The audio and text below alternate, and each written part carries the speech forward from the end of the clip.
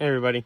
So I've had a few people ask me what I'm running in my Capra.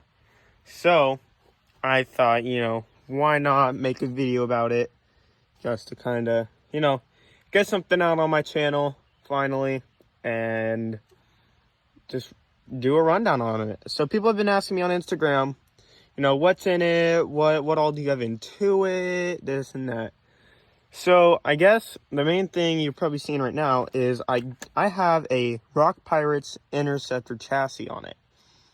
I actually really like this chassis. I think it works really well, and it's honestly a really good fit for the Capra.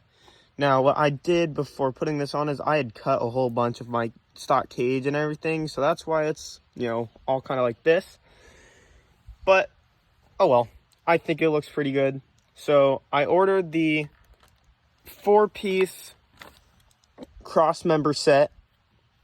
One thing I wasn't really paying attention about is it does not come with the one cross member bar that hooks up to the plank tray that I have right here. So if you want to do a build like this, get the 6-pack. It is way better, and you will have extras if you need it. But so here I actually have this plank, as I just said. One thing I was wanting to do was stick it in the front here, but you can't really do that if you don't have that cross member bar. So it just sits in the back for now until I can track down someone that's trying to get rid of theirs. So electronic wise, I have a Hobby Wing ESC in there. I don't know if you can see it too well. See if I can't get it in there. Hobby Wing ESC. I'm running the stock Capra receiver, stock Capra remote, the STX3. I do have rear steer in it.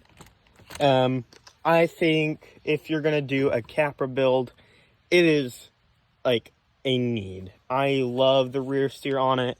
I think it helps out so much. One thing is, though, if you are going to do rear steer, I want to get a, what is it called? Fly Sky GT5.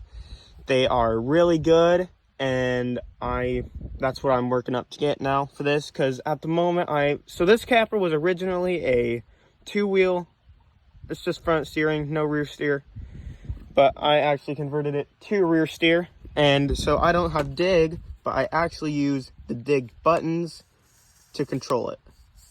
So as you can see here, I'm using these 2 buttons right here to control my rear steer. So I like it. I'm a really big fan of rear steer. I think it works really well. Spec wise, I have a Amazon 3-gear transmission that works way better than I thought. It's actually pretty cheap. I think it was around 20 bucks, and I will actually have a link where you can get it in the description. I'll have a link for this, the chassis, and the next thing, my flat skid plate that I have off Amazon. I got this for, I think, 25 bucks, so it's relatively cheap, and I think it works amazing. So the next thing is servos. I have a Savix 1210 waterproof servo in the front with a Vanquish Products servo horn. I really like this servo. It has some pretty good speed, and I think it works really well. I've never really had any problems with it yet, so they're really good. I like them. Savix is definitely a good, somewhat cheap servo company. I think they work really nicely. In my axles, I just have stock Capra axles, no metal, nothing. I do, however, have 25% overdrive in the front. Otherwise, they're just stock. And I have some, as you can see, 1.9 high Raxes that work really well. In the front, I do have harder foams than I do in the rear. In the front, I have some stock Vanquish Products Phoenix foams in here. And then in the rear, it's just the stock foams that come in the Hyraxes, so they're a little bit softer than the front. Link-wise, I'm actually using what I think was Axial 10-2 links for my bottom links. So it matches up really nicely. It has just the perfect length, and I think it looks and feels really good. One thing is, though, with this, I'm going to completely go off topic, but the skid plate. One thing is the way you connect these. It's a rod, and I forget if it's the front or the rear that it slips out of, but there is a hole that it will slip out of. But I have plastic ball joints here that kind of keep it stuck in there, so it's really fine for me. And it still works really well. It's a really good skid plate. I'm a big fan of it. I'm using some stock Capra shocks, but I have done the pen spring mod. You can probably find a video from Exo Caged RC. I do believe they have a video on how to do it. It's really simple.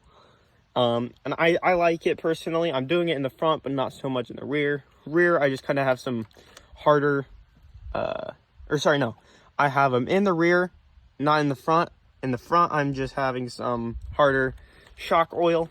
So I think they work really well. I like it. Another thing is I have Vanquish metal front servo mounts. I kept breaking the plastic ones. That was just me. I don't know if some of you have a problem with it, but I really like them.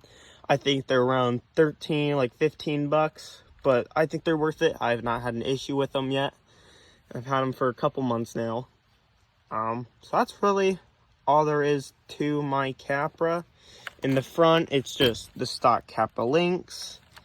I'm running the stock upper link, the stock Capra upper links right here, but I do have different ends. I forget what kind of ends they are. It's just some I had lying around that works just to get the job done for the moment. I'll try to figure out what they were.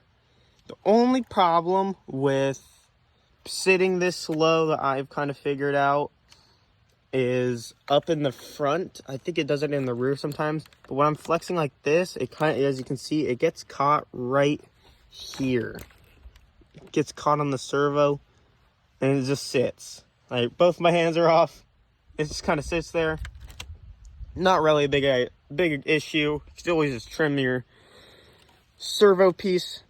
Probably not ideal too, but if you really need to, you can.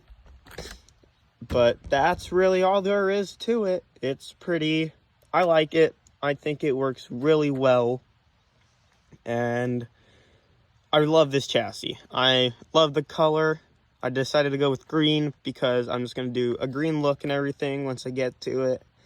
But I like it. I think it works really well. And so I will cut to some clips of it in action. So yeah, thank you. So here is my little at-home course that I have. Sorry it's so loud. I'm right next to water. But what we will look is this part right here. I will try to do some lines on this. Get some over there and everything. So let's cut to that. So right here, I am at the first little part of my course. These Hyraxes do not really like to grip much if they are muddy or wet. Sorry about that, I have a little bit of a cold. So one problem I'm running into is I do not have much grip. And so I'm going to speed up it. Get up really nicely. Come through here. I think use my rear steer. Slow crawl. One part that always happens in this little section is you slide like you just saw. And then there's a little hole that you will get snagged in. I'm going to use my rear steer to hit this tight turn. Right here you can see that the Hyraxes just have no grip. It had just got done raining and it's very wet, that rock specifically. because where I am, I'm under a bridge, actually. And so all the water is pouring down and got that rock very slippery. One issue you can see is I do not have the speed to really make it up that. Especially right here, you will see. I just do not have any grip or speed. That's one part about this motor. I'm running a 35 turn Crawlmaster. And so, not really much of speed. But you can see right there, rear steer definitely helped out to get that passenger right tire, back right tire, up onto that little ledge. I'm repositioning. And how I'm recording, I have I think they're called like an Acaso. It's kind of like a GoPro, but I have it strapped to my remote. So we're going to slow crawl down this. Use rear steer to get a better angle. One part about here is going up that. You can see kind of by that bigger rock in that middle. Your tire will always get caught down in there and it will snag it, no problem. See, slowly coming down. So right here you can see once I drop down, right about here, I want to be very careful because actually right before recording this, I hit my reverse and under my bridge, you can see right there, I actually flinched. And I got really scared because you can see all that water in the background. I actually hit my reverse on accident and went down into it and I had to jump down and grab it before it kept on going. So, did not want that to happen again. Just smooth sailing right out. In the summertime, it's really nice because down where all that water is, it goes back really far and don't even have to worry about it. And there's so many nice crawl spots. Definitely have to get some videos during the summer above it. So here's the really nice part. See, I'm trying to get my tire up on that rock. My driver's side front. Use rear steer to get up on that rock, but I got to be careful because I don't want to flip it. You can see here in a second, it really tries to.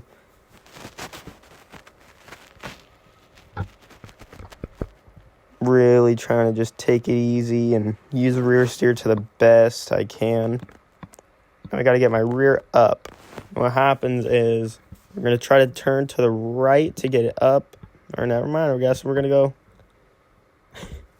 Gosh, I even forgot what I even did. I'm slipping around. You can see right here. You can tell that I just do not have any speed to even get up. And now we got my driver right tire in the perfect spot for rear steer. It's got it straight up. Here comes the last little section. No problem once I get my rear steer. Gonna use that, take it to the left. You slow crawl straight up that rock, no problem. Just get a little bump. And so it's a little steeper than it looks, but from here it's just straight up into a little kind of rut I dug out. You can see I don't really have much speed to get up and out of it, but I'll get it just right and just straight out. Okay, hey everybody. So this is after what I just recorded crawling. One thing I forgot to mention is my motor. I am running a 35 turn Trailmaster. I want to do a Hobby Wing Fusion Pro because as you can see, some parts that I was just really struggling to get any speed on because this motor does not have the speed that you need when you need it. So I just wanted to add this quick note in to inform you guys, if you do get a motor, I know they're expensive, that's why I haven't gotten one yet. They are worth it. 100% get a motor. But that's about it. That'll wrap up this video. Thank you everybody for watching, and I will see you all in the next one.